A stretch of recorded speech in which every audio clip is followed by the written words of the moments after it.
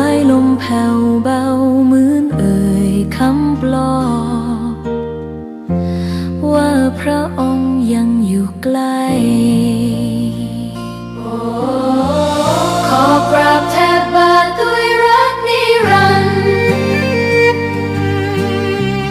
น้ำตาหลั่งพลันจากใจคนไทยแม้เสด็จสู่ฟ้าไกลแต่พระหฤทัยอยู่ในแผ่นดินนี้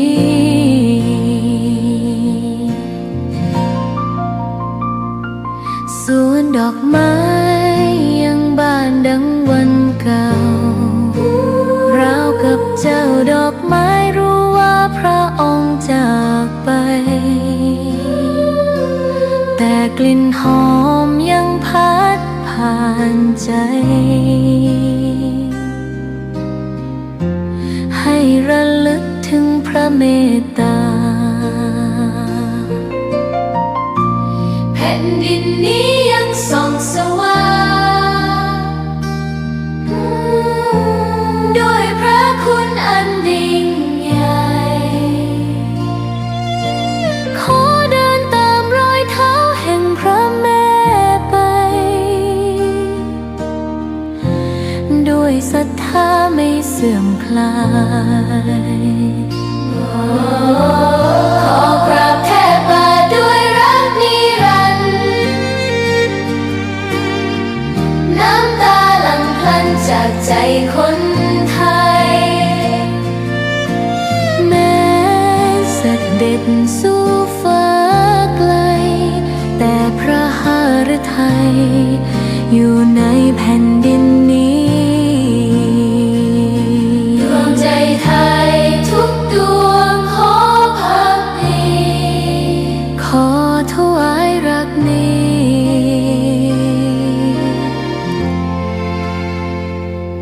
นิรันดร์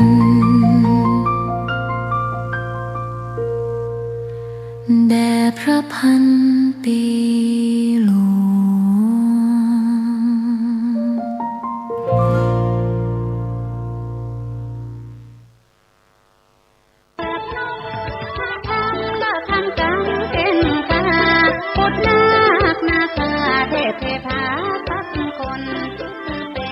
กำหนดการพิธีทำบุญตักบาตรมุทิตารำลึกครบรอบวันคล้ายวันเกิดชาติการ148 ปีครูบาเจ้าศรีวิชัยนักบุญแห่งล้านนาไทยจัดงานวันพฤหัสบดีที่11 มิถุนายน พุทธศักราช 2569 ณ ลานอนุสาวรีย์ครูบาศรีวิชัยหมู่ที่ 2 ตำบลสุเทพ อำเภอเมืองเชียงใหม่ จังหวัดเชียงใหม่ มีพระธรรมเสนาบดีเจ้าคณะภาคเจ้าวาดวัดพระธาตุดอยสุเทพประธานฝ่ายสงฆ์นายวรุษวิสิทธิศิลป์นายอำเภอเมืองเชียงใหม่ประธานฝ่ายคารวะกำหนดการวันพฤหัสบดีที่11 มิถุนายน 6:29 นาทีพิธีทำบุญตักบาตรพระภิกษุสามเณรจำนวน239 รูปทำบุญตักบาตรมุทิตารำลึกครบรอบวันคล้ายวันเกิดชาติการ148 ปีครูบาเจ้าศรีวิชัยนักบุญแห่งล้านนาไทยเชิญท่านร่วมงานบุญงานนี้โดยพร้อมเพรียงกัน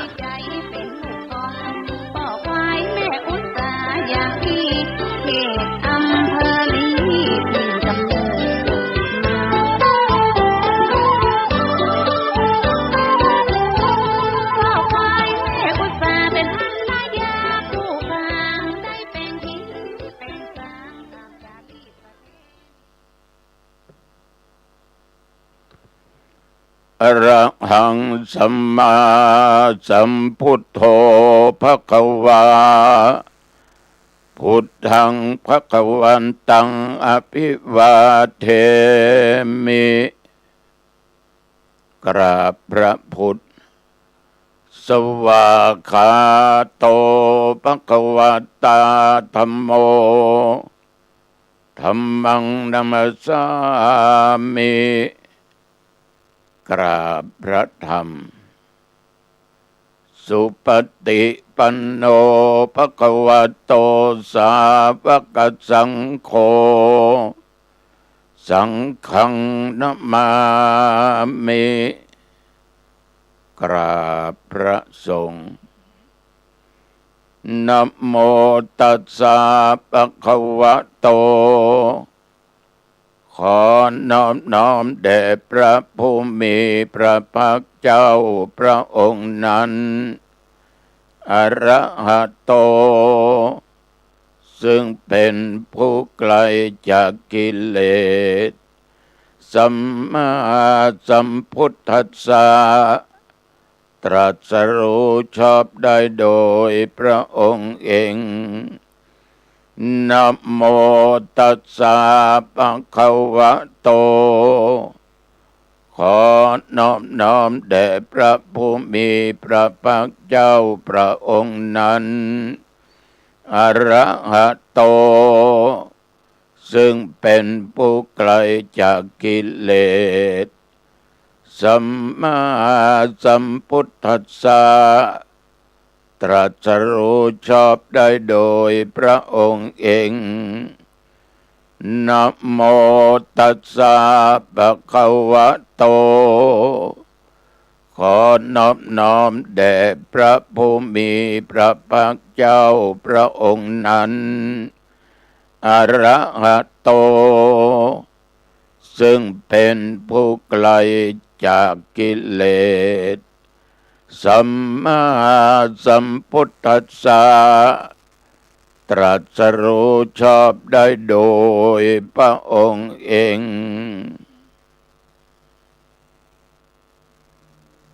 ขอเจริญสุขญาติโยมท่านพุทธศาสนิกชนท่านทั้งหลายวันนี้รายการธรรมะก่อนนอนร่วมกับทางสถานีวิทยุการเผยแผ่ธรรม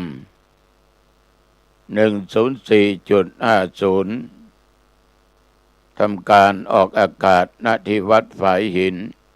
ตำบลสุเทพอำเภอเมืองจังหวัดเชียงใหม่รายการนี้มาพบโยมอีกเช่นเคยก็มาพบกันเป็นประจำทุกวันอังคารตั้งแต่เวลาเดี๋ยวนี้เป็นต้นไป1 ชั่วโมงโดยประมาณนะอาตมาภาพตัวเจ้าวัดหนองตองหางดงจังหวัดเชียงใหม่ต้องขออนุโมทนาต่อท่านเจ้าหน้าที่ทั้งหลายที่ได้อำนวยความสะดวกถ่ายทอดเสียงธรรมะนี้ให้แก่ญาติแก่โยมท่านผู้ฟังทั้งหลายทุกสารทิศได้รับฟังกันโดยไม่เห็นแก่เหน็ดเหนื่อยเมื่อยล้าท่านทั้งหลายเป็นผู้มีเมตตาธรรมมีกรุณาธรรมอย่างสูงถ้าหากว่าไม่มีเมตตาธรรมไม่มีความปรารถนาดีต่อผมต่ออาตมภาพต่อท่านผู้ฟังก็คงไม่ทำงานนี้ในเวลานี้มันเป็นเวลาพักผ่อน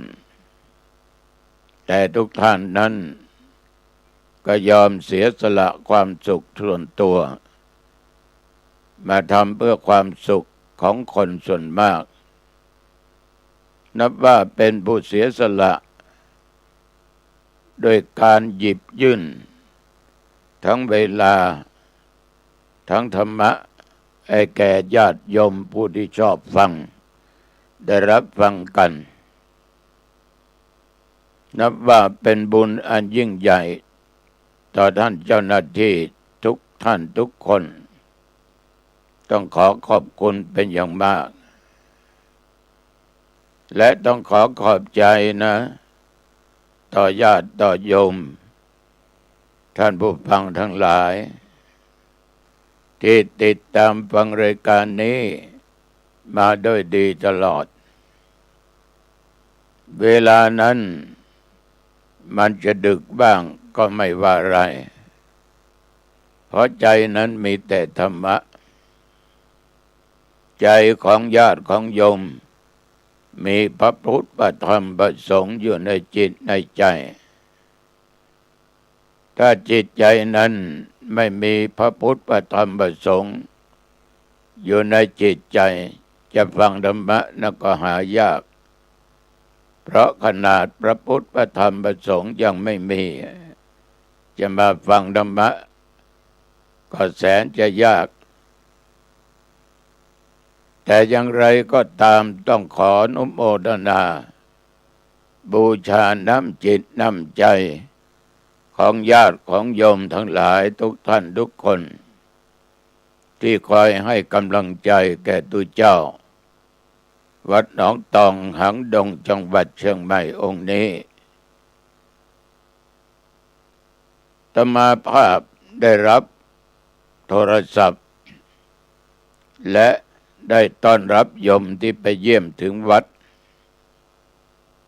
ไปงานกิจนิมนต์ต่างๆทั้งงานเทศน์งานเจริญพุทธมนต์กลางวันกลางคืนเมื่อไปพบกับญาติกับโยมก็จะมีโยมหลายท่านหลายคนบอกว่าหลวงปู่นี่เป็นแฟนนะธรรมะนะเป็นแฟนธรรมะทุกคืนบางคนก็ไปถึงวัดก็บอกให้ญาติโยมบางคนก็โทรศัพท์ไปหลังจากที่ฟังธรรมะจบแล้วก็โทรไปบอกว่าฟังหลวงพ่อบรรยายเนี่ยเพิ่งจบนี่นะหลวงพ่อนะขอบใจหลวงพ่อมากๆอาตมาก็ต้องขอบใจคุณโยมที่คอยรับฟังอยู่สม่ำเสมอท่านทั้งหลาย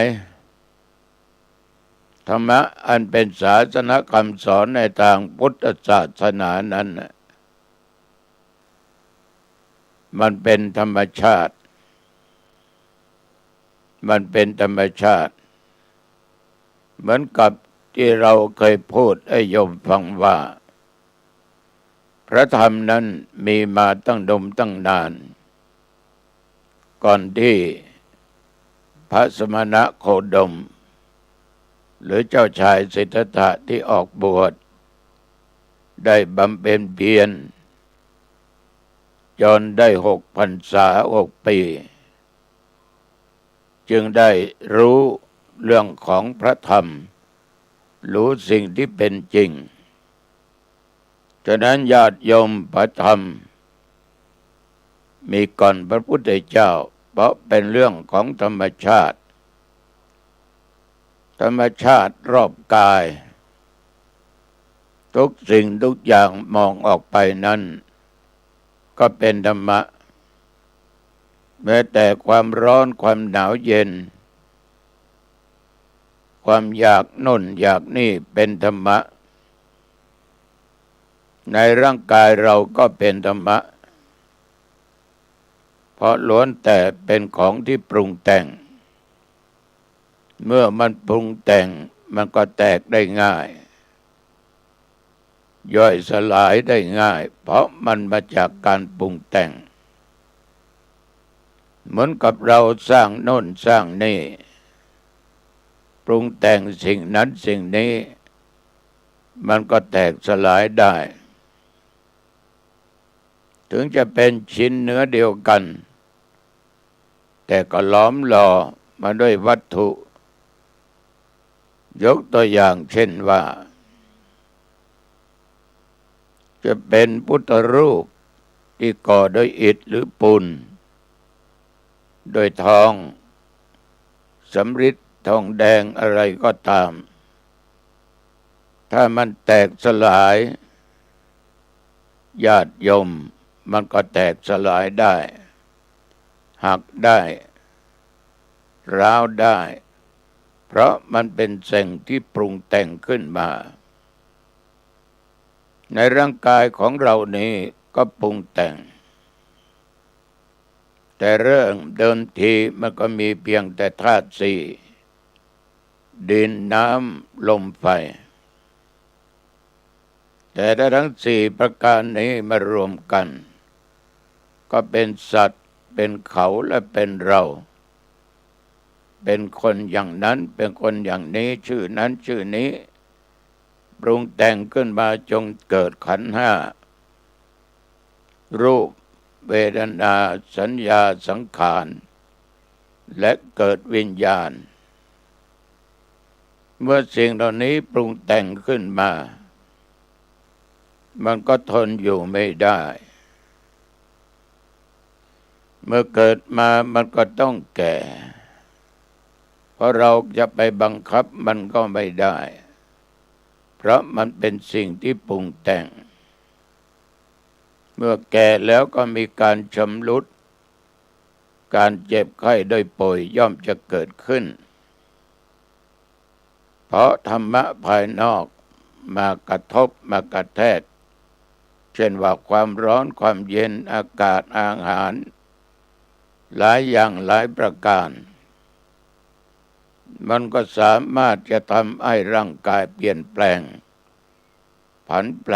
ไม่เที่ยงแท้แน่นอนเกิดการเจ็บการป่วยขึ้นถึงจะยุกจะยาจะทำยังไงก็ตามมันก็เป็นเพียงแต่ทุเลาเพราะว่าทุกอย่างมันเป็นของปรุงแต่งแต่ในที่สุดมันก็แตกสลายไปส่วนที่เป็นธาตุไหนก็เป็นธาตุนั้นเมื่อขันธ์ห้ามันหยุดไม่ทำงานแตกสลายญาติโยมที่เราเรียกว่าตายฉะนั้นสาธุชนธรรมะจึงลึกมาก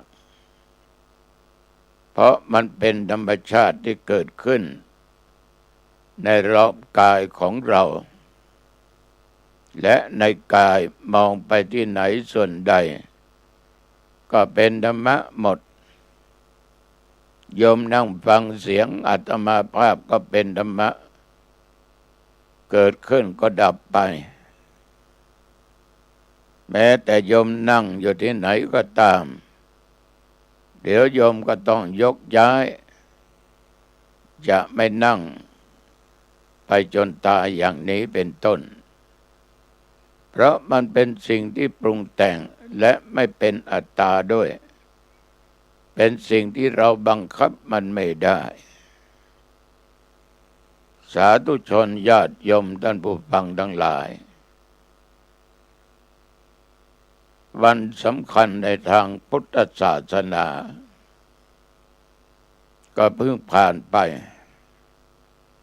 นั่นก็คือวันวิสาขบูชาวิสาขบูชามันสำคัญอัศจรรย์อย่างไรญาติโยมพุทธบริษัททุกท่านก็รู้อย่างน้อยได้ฟังครูบาอาจารย์ได้อ่านหนังสือได้เรียนมาหรือโยมเป็นชาวพุทธโยมก็ต้องรู้ว่าวันวิสาขะมันสำคัญต่อพวกเราชาวพุทธขนาดไหนสำคัญกับใครเมื่อไรนี่เป็นตัวปัญหาเราบอกว่าวันวิสาขบูชานั้นเป็นวันคล้ายวันประสูติคือวันเกิดของพระพุทธเจ้าเป็นวันตรัสรู้ธรรมคือสมณะโคดมหรือเจ้าชายสิทธัตถะหลังออกบวชแล้วได้พยายามกระทำเพียรทางกายจนได้ตรัสรู้คือรู้แจ้งเห็นจริงรู้อริยสัจสี่ทุกข์สมุทัยนิโรธมรรคศรัทธาสาธุชนญาติโยมเป็ เป็นวันคล้ายวันประสูติตรัสรู้ดับขันธ์ปรินิพพานแท้ที่จริงนะโยมนะพระพุทธเจ้านั้นเกิดหรือประสูติจริงๆตรงกับวันศุกร์แต่ก็ไปตรงกับวันเพ็ญเดือน6เดือนวิสาขมาสหรือเดือน8เหนือแต่ปีนี้เป็นปีที่เปลี่ยนเป็นอธิกมาสเลยกลายมาเป็นเดือน9เหนือขึ้น15 ค่ำพระองค์ตรัสรู้ตรงกับวันพุธแต่ก็มาตรงกับวันเพ็ญเดือน6หรือเดือน8เหนือพระพุทธองค์ดับขันธ์ปรินิพพานวันอังคารแต่ก็ตรงวันของเดือนวิสาขมาสเดือน6ใต้เดือน8เหนือฉะนั้นญาติโยมพระพุทธศาสนาของเรานี้เจริญมาจนถึงบัดนี้ได้นั่นมันไม่ใช่ของง่ายๆที่จะเอาชนะใจคนหรือสัตว์ทั้งหลายให้เชื่อให้เกิดศรัทธาให้เกิดประสาทะเลื่อมใสในพระพุทธเจ้าหรือองค์สมเด็จพระสัมมาสัมพุทธเจ้าพระพุทธเจ้าในญาติโยมเป็นโลกวิทูผู้รู้แจ้งโลกรู้ทุกสิ่งทุกอย่างรู้ว่าพุทธศาสนาจะอยู่ได้จะเผยแผ่จะกระจายไปทุกสารทิศได้นั้นลำพังแต่พระองค์นั้นก็คงยากก็เลยหาสิ่งที่จะมาร่วมที่เราเรียกว่าพุทธบริษัทสี่ถ้าเราจะเปรียบไปพระพุทธเจ้านี่ก็เอาศาสนาเป็นบริษัทของมหาชนทั่วไปพระพุทธเจ้าของพวกเราก็เหมือนกับเป็นประธานใหญ่นะเป็นประธานใหญ่ของบริษัทมหาชนทั้งหลายเพราะพระพุทธองค์นั้นเป็นผู้ก่อตั้ง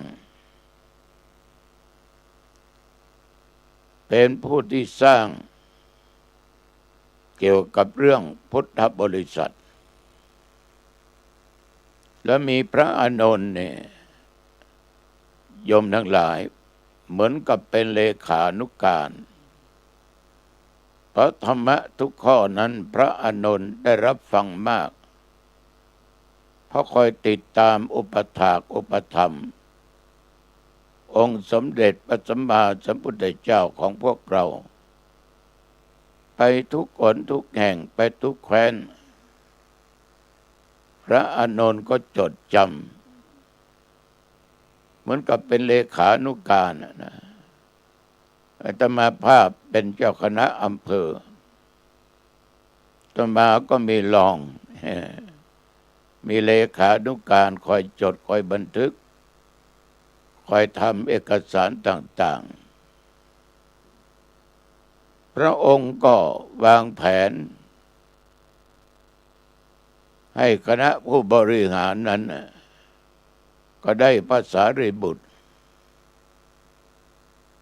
เป็นผู้วางแผนทำงานเป็นอัครสาวกเบื้องขวาของพระพุทธองค์มีพระโมคคัลลานะ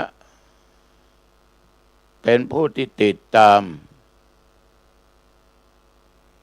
และเป็นผู้แก้ไขอุปสรรคปัญหาต่างๆที่เกิดขึ้นเพราะพระโมคคัลลามากด้วยฤทธิ์ด้วยเดชสามารถแก้ไขปัญหาต่างๆที่เกิดขึ้น มันเหมือนกับญาติโยมตั้งบริษัท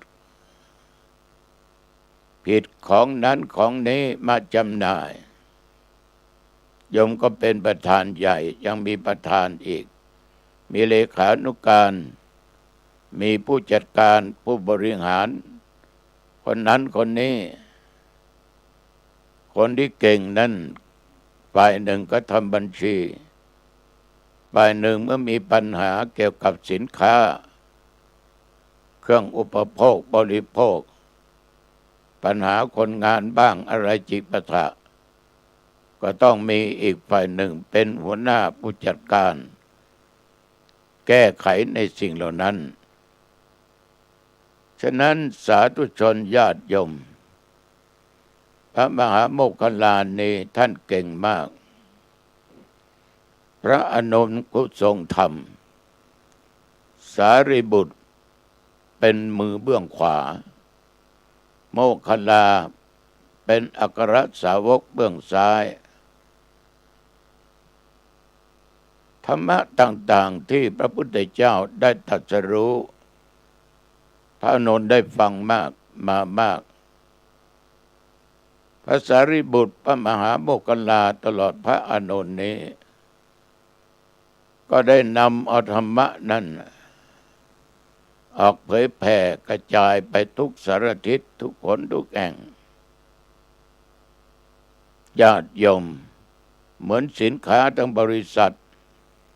ผู้จัดการฝ่ายนั้นฝ่ายนี้ก็เอาออกไปจำหน่ายที่โน่นที่นี่บางครั้งบางคราวนั้นสินค้าที่ผิดออกมาส่งถึงต่างประเทศนะมีออเดอร์คนรับไปที่โน่นที่นี่ไปจำหน่ายนี่มันก็สำคัญอยู่ที่บริษัทผู้จัดการฝ่ายไหนฝ่ายใดในฐานะที่เราเป็นประธานของบริษัทอ้างร้างนั้นพระองค์นี้ญาติโยมได้ให้ท่านเหล่านี้เอาธรรมะไปสอนให้แก่มนุษย์ในโลก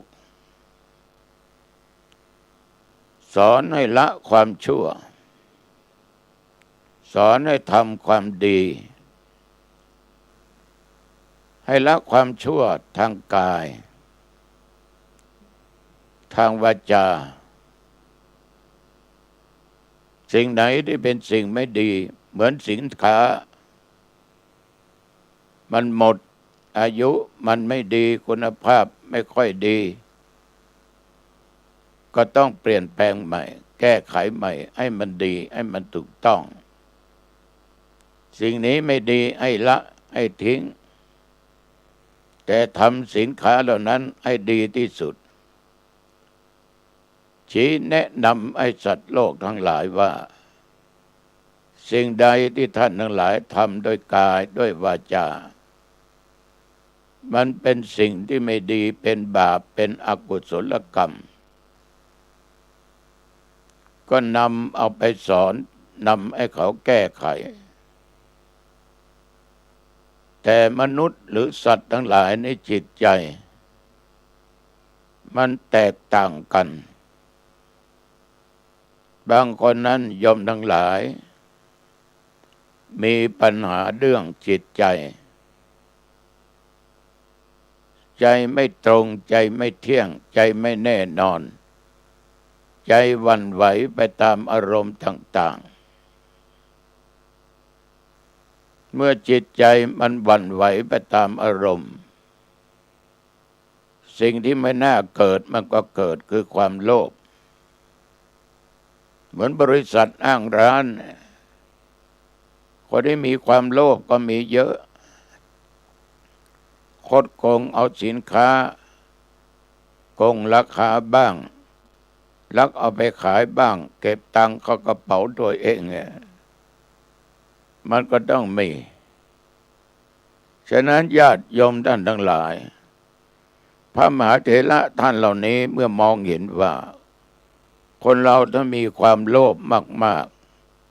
ๆจะทำลายชีวิตตัวเองมีแต่ความทุกข์เพราะมันไม่รู้จักพอ ก็จึงสอนให้เสียสละไม่ให้ยึดมั่นยึดเหนี่ยวในสิ่งเหล่านั้นให้มองว่าเป็นของไม่เที่ยงแท้แน่นอนเหมือนสินค้าในบริษัทของโยมไม่ช้าไม่นานมันก็ต้องเสียเมื่อมันเสียคุณจะไปเอาเลยมันไม่ดีฉะนั้นคนนี้มีความโลภมากๆโลภมากก็ลาภหายเป็นทุกข์เพราะไม่รู้จักพอก็เลยทำให้จิตใจของเขานั้นมัวหมองเศร้าหมองพระมหาเถระท่านเหล่านี้ก็ไปชี้ไปแนะไปนำให้เขาละทิ้งรู้จักระบายรู้จักล้างความเศร้าหมองที่มีแต่ความโลภมากดดันให้มันเบาบางจิตใจของมนุษย์และของสัตว์นอกจากความโลภแล้วยังมีความโกรธญาติโยมคนเราอยู่ด้วยกันหมู่มากความโกรธในตัวสำคัญมากพระพุทธองค์ยังใช้พระมหาโมคคัลลาปราบเหมือนกับพระเทพพระมาลัยโพธิ์โลกที่ไปโปรดมันสัตว์นรกเสด็จขึ้นไปบนสวรรค์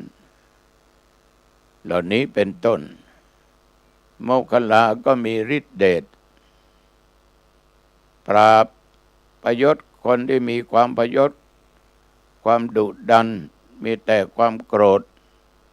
มีแต่ความอาฆาตพยาบาทมาตร้ายญาติโยม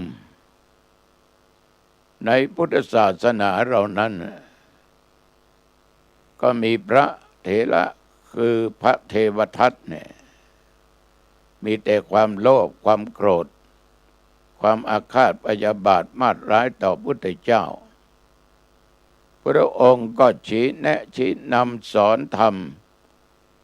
แต่ด้วยความโลภความโกรธความอาฆาตพยาบาทมันรุนแรงนางจินจามานวิกาก็เช่นเดียวกัน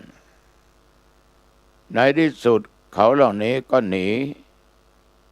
กรรมของตัวเองที่กระทำไว้ไม่ได้จนดินที่หนาขนาดก็เป็นปล่องเป็นเปลวไฟขึ้นมาสู่พระเทวทัตนางจินจามานวิกานี่ตกนรกไป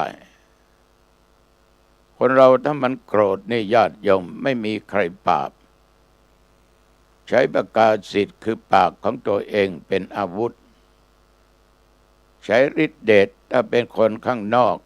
ยุคปัจจุบันอิทธิพลตำแหน่งหน้าที่แต่ต้องมีศีลมีธรรมถึงจะปราบความโลภความโกรธ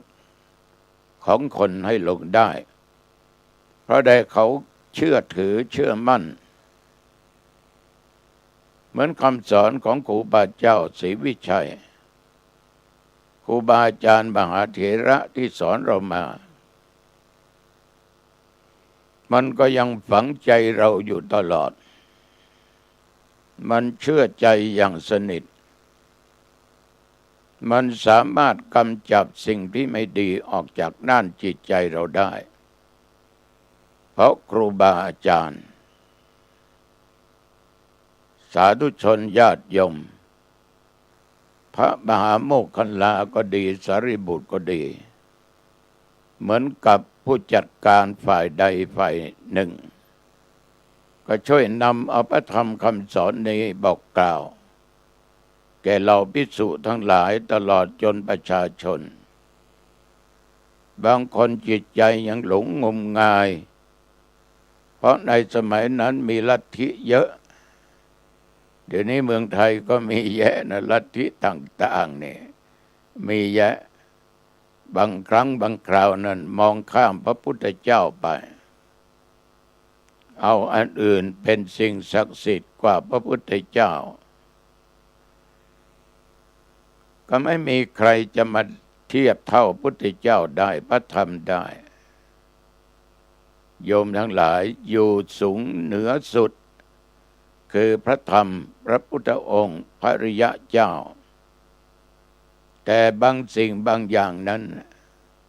เราชาวพุทธอย่างบางท่านบางคนเข้าวัดไปยังไม่ทันกราบพระพุทธองค์นะ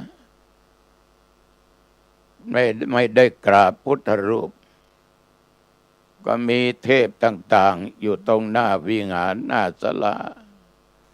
โยมก็ไปกราบไปไหว้ไปบูชาสิ่งเหล่านั้นก่อนเรียกว่ามองข้ามพระพุทธเจ้าไปจริงพุทธเจ้าตัวแทนพระองค์คือพระธรรมกับวินัยแสดงว่าโยมนั้นขาดธรรม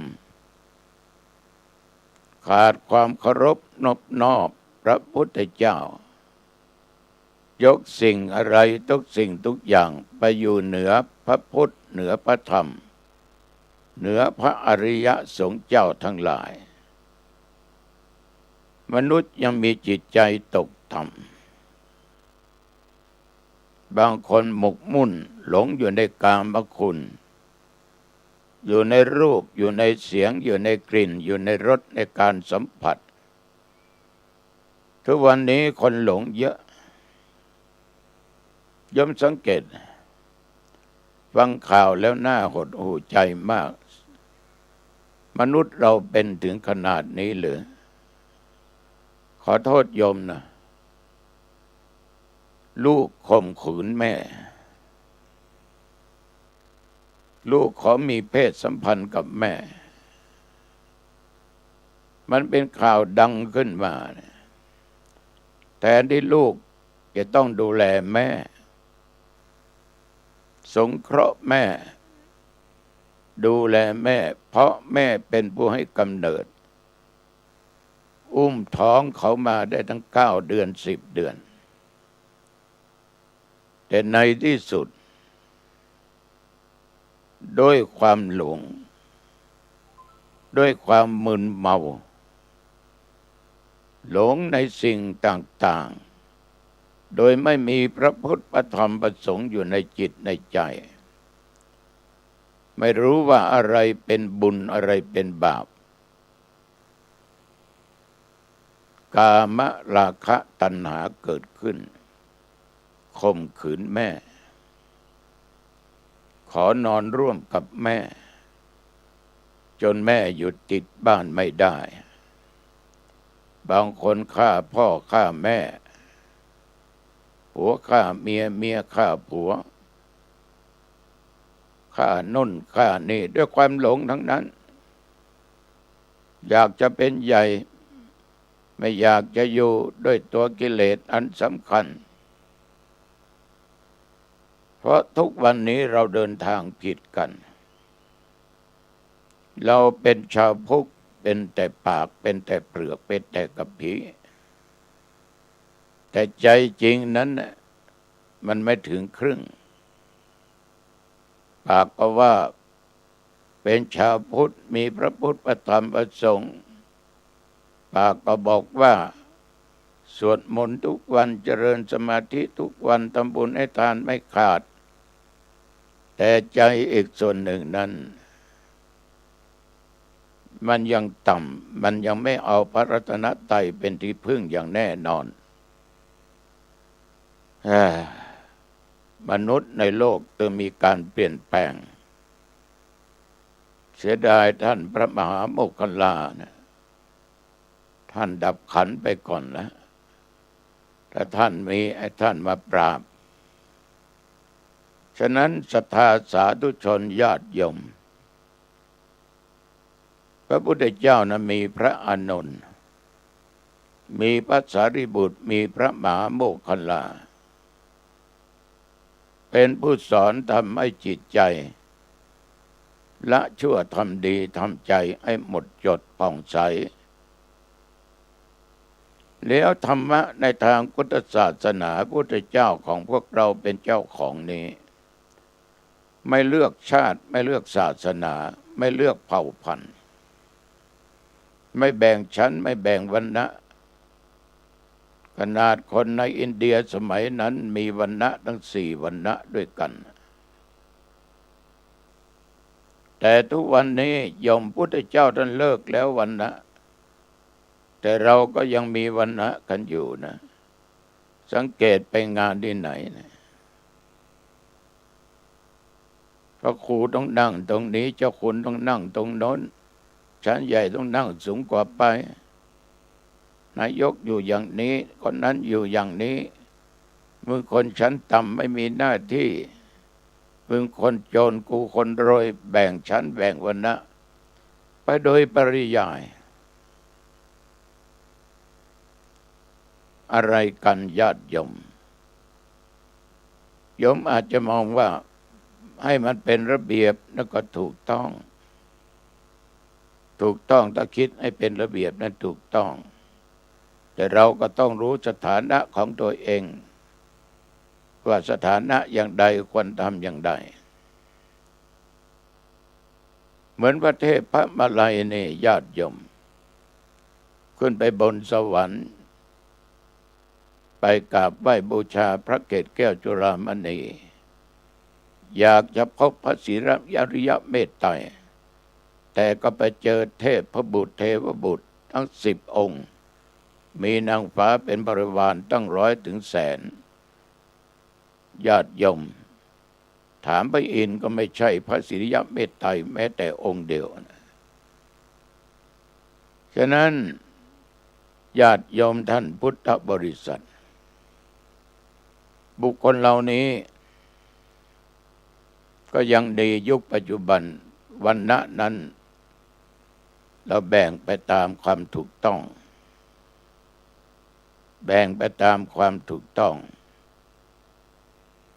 เราไม่เลือกชาติศาสนาและเผ่าพันธุ์เหมือนที่บวชปิดผ้าฤดูร้อนที่วัดและหลายวัดบวชมีคนพื้นบ้านมีคนไทยมีกะเหรี่ยงมีพี่น้องเผ่าพันธุ์ต่างๆมาบวชไทยใหญ่พม่ามาบวช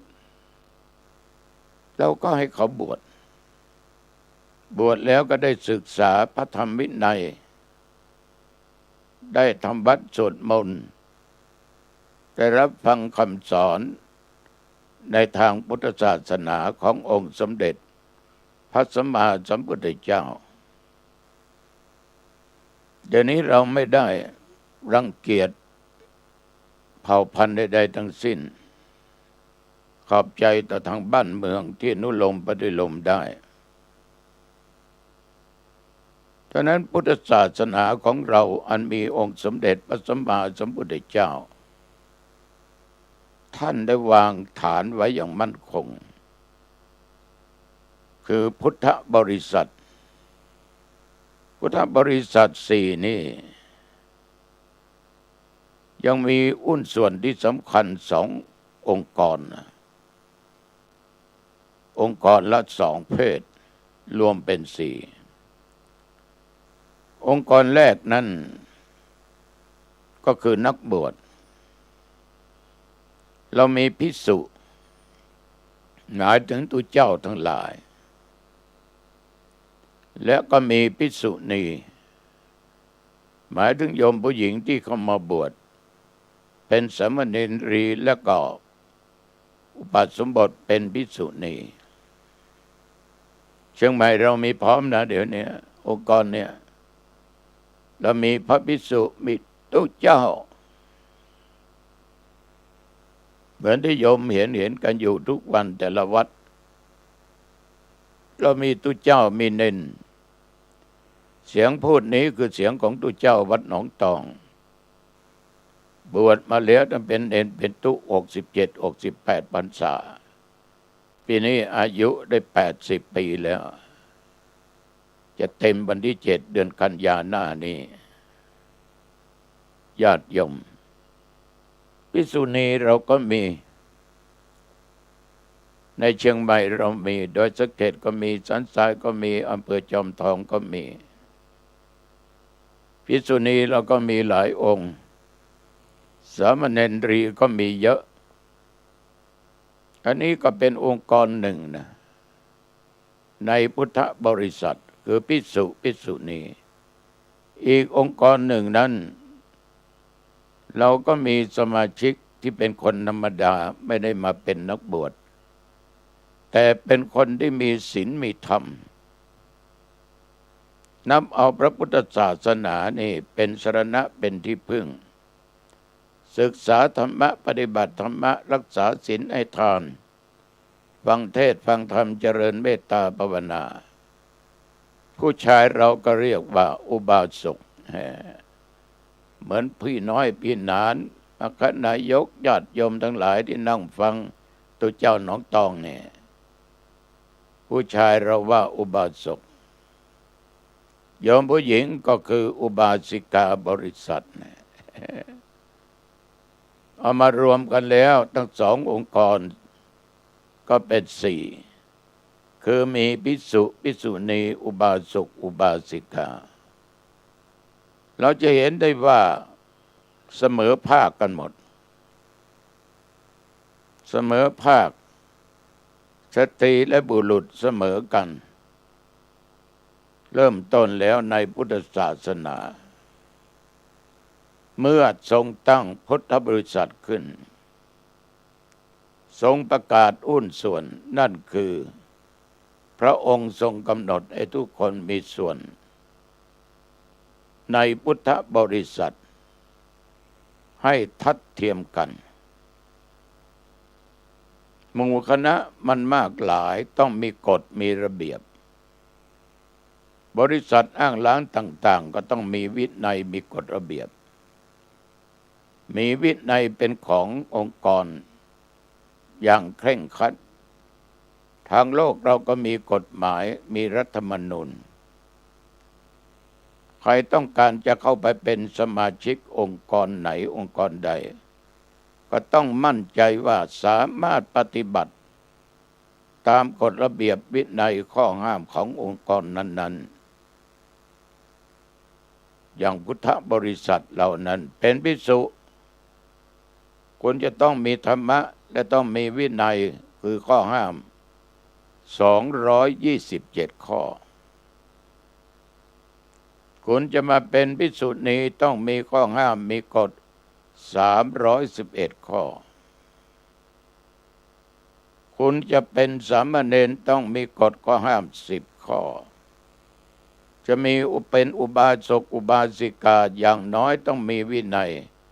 หรือศีลห้าเมื่อเราทั้งหลายพุทธบริษัท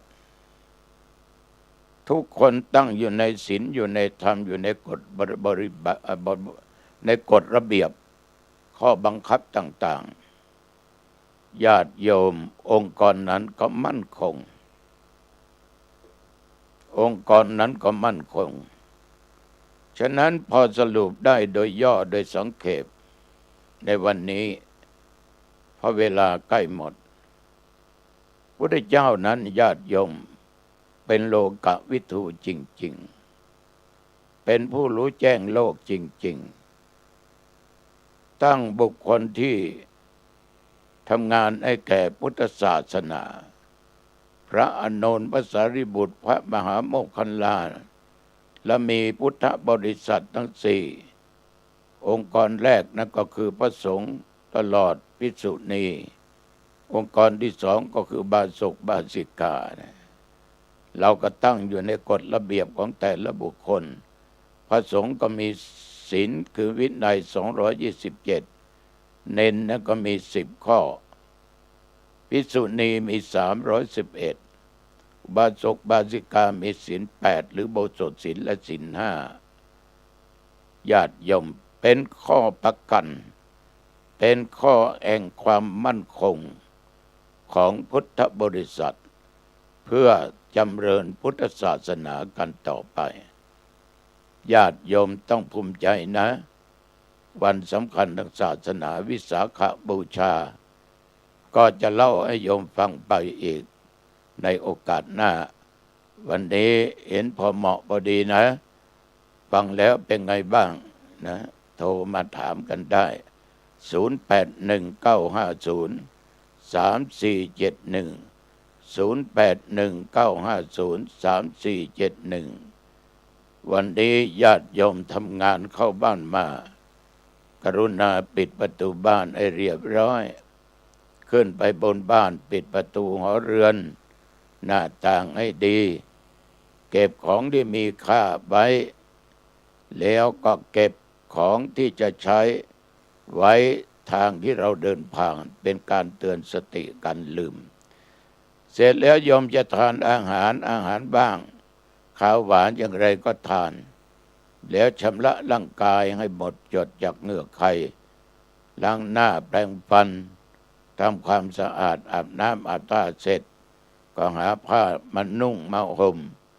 ก็เอาสีไหนก็ได้เราอยู่บ้านชุดไหนก็ได้ที่มันไม่อึดอัดโยมชอบยังไงก็นุ่งห่มอย่างนั้นเสร็จแล้วโยมก็ไหว้พระ5 หนคือกราบพระพุทธเจ้า1พระธรรม1พระสงฆ์1ลืมไม่ได้อย่าลืมกราบพระ2 องค์คือพระบิดาพระมารดาผู้ให้กำเนิดผู้ให้ชีวิตนั่นแหละคือพระเจ้าทันใจของโยมพระสมปรารถนาของโยมและอย่าลืมกราบครูบาอาจารย์ผู้ให้ศิลปะวิชาความรู้ต่างๆแก่เราจนเรามีอยู่วันนี้ได้อุปชัยยะผู้บวชเราเป็นเณรเป็นตุเจ้าสึกไปเป็นน้อยเป็นทหารเราเป็นพระอยู่ในตำแหน่งนั้นตำแหน่งนี้เป็นพระครูเป็นเจ้าอาวาสเป็นเจ้าหน้าตำบลเป็นเจ้าหน้าอำเภอเป็นเจ้าคุณเป็นจังหวัดเป็นอะไรก็ว่าไปเราทุกคนมีอุปชาอย่าลืมท่านเหล่านี้แล้วสวดมนต์3 บทคือบทพุทธคุณอิติปิโสธรรมคุณสวากขาโตสังฆคุณสุปฏิปันโนแล้วเจริญสมาธิภาวนาพอสมควรแก่เวลาจบแล้วแผ่เมตตาแก่สรรพสัตว์เจ้ากรรมนายเวรเทวบุตรเทวดาเทพาอารักษ์ผีหอผีเอือนผีปู่ผีย่าเจ้ากรรมนายเวรเจ้าที่เจ้าทางตลอดจนสรรพสัตว์ทั้งหลายแผ่เมตตาให้เขาแผ่เมตตาแก่ผู้มีพระคุณทั้งหลายมีบิดามารดาครูบาอาจารย์อุปชัยยะตลอดมิตรแก้วสหายคำเพื่อนร่วมสุขร่วมทุกข์เกิดแก่เจ็บตายด้วยกันทั้งหมดทั้งสิ้นในโลกนี้ให้เขาจงเป็นสุขเป็นสุขแล้วอย่าลืมแผ่เมตตาแก่ตัวเองว่าข้าพเจ้าเกิดมาพบนี้ชาตินี้ชาติหน้าก็ตามขอข้าพเจ้าจงมั่งมูลสมปรารถนาด้วยแก้วแหวนเงินทองที่อยู่ที่อาศัยยวดยานพาหนะที่ดินหรืออะไรก็ตามวิสติปัญญามีของใช้ได้อย่างสะดวกสบายตายจากชาตินี้ไปแล้วขอได้พบพระศิริยะเมตไตรโยมอธิษฐานแล้วก็หลับสบายไม่ฝันเห็นร้ายตื่นมาใบหน้าเบิกบานสดชื่นโยมก็จะมีความสุขอายุวันโนสุขังพลังพบกันใหม่โอกาสหน้าเจริญพร